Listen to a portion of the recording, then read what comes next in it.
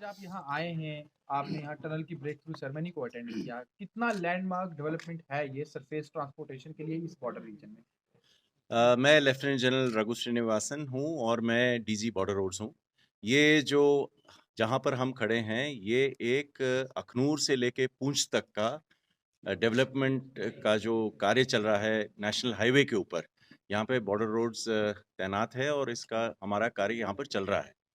जैसा कि आपको मालूम है, ये जो कनेक्टिविटी है अखनूर से लेके पूंछ तक हमारे लिए स्ट्रेटेजिक तौर पर, डिफेंस के तौर पर बहुत ही महत्वपूर्ण है और ये हमेशा रहा है। और जहाँ पर हम अभी खड़े हैं, ये नौशेरा टनल है।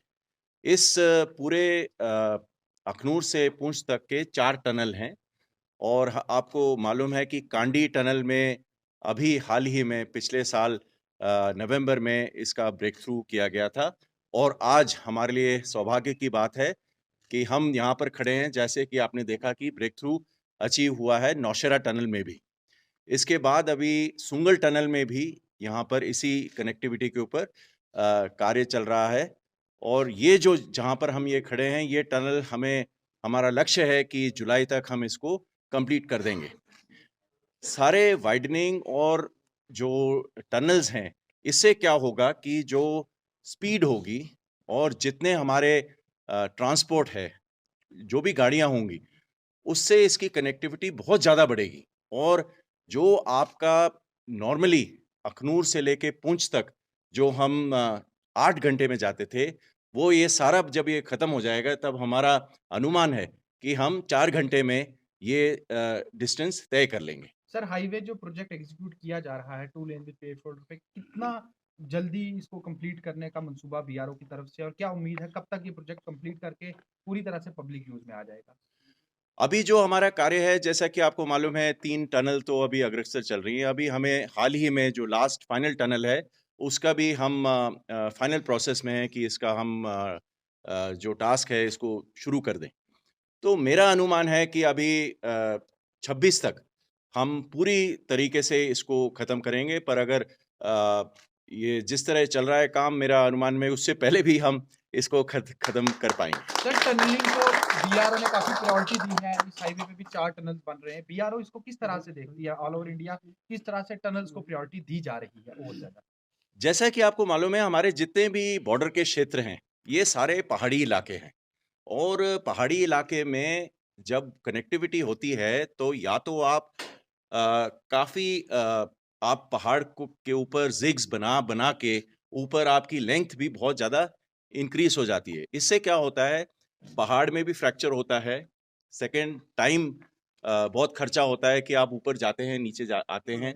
थर्ड आपको ये लगता है कि जहाँ पर स्नो बाउंड एरिया है, जहाँ पे बर्फ का इलाका है, जब बर्फ पड़ती है तो हम उस पास को हम नेगोशिएट नहीं कर पाते हैं। तो जो टनल है, वो ऐसा है कि पोर्टल जो आप पीछे देख रहे हैं, वो हमारा साउथ पोर्टल है, आगे हम जाएँगे तो नॉर्थ पोर्टल है।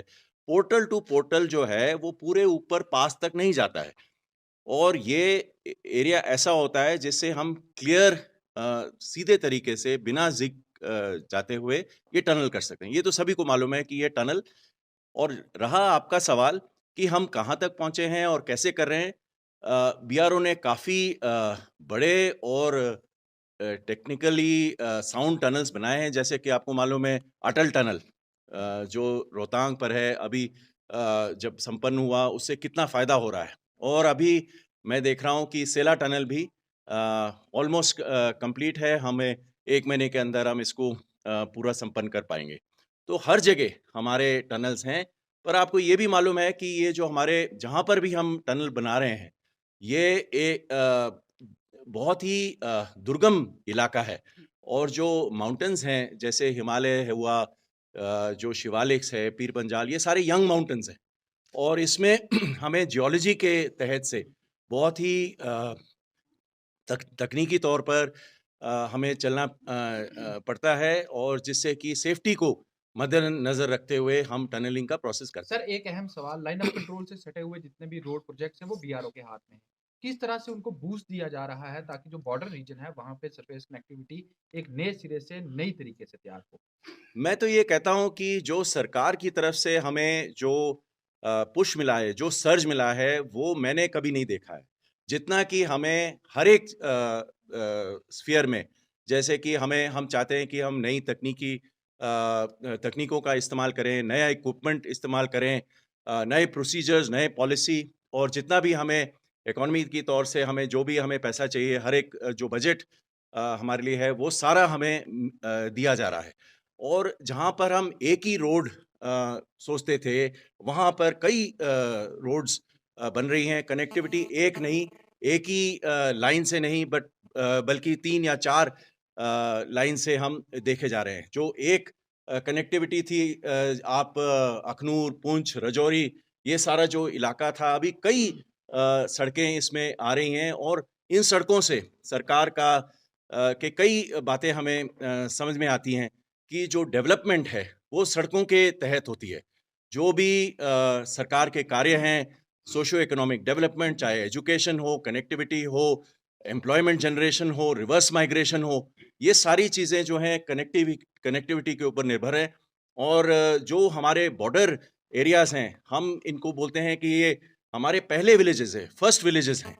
ये स्ट्रैटेजी की तौर से भी बहुत इम्पोर्टेंट है कि जो एरिया आपके पॉपुलेटेड होते हैं, वहाँ पर दुश्मन के नापाक इरादे संपन्न नहीं हो पाते हैं। और क्योंकि हमारी पॉपुलेशन यहाँ पर है, हमारी डेवलपमेंट यहाँ पर है, तो वो आकर के कोई भी कार्य इस तरह नहीं हो सकता। तो डेवलपमेंट जो है, वो कनेक्टिविटी के ऊपर है, और कनेक्टिविटी सड़कों के सर ऊपर एक निर्भर सवाल है। नौशहरा के सर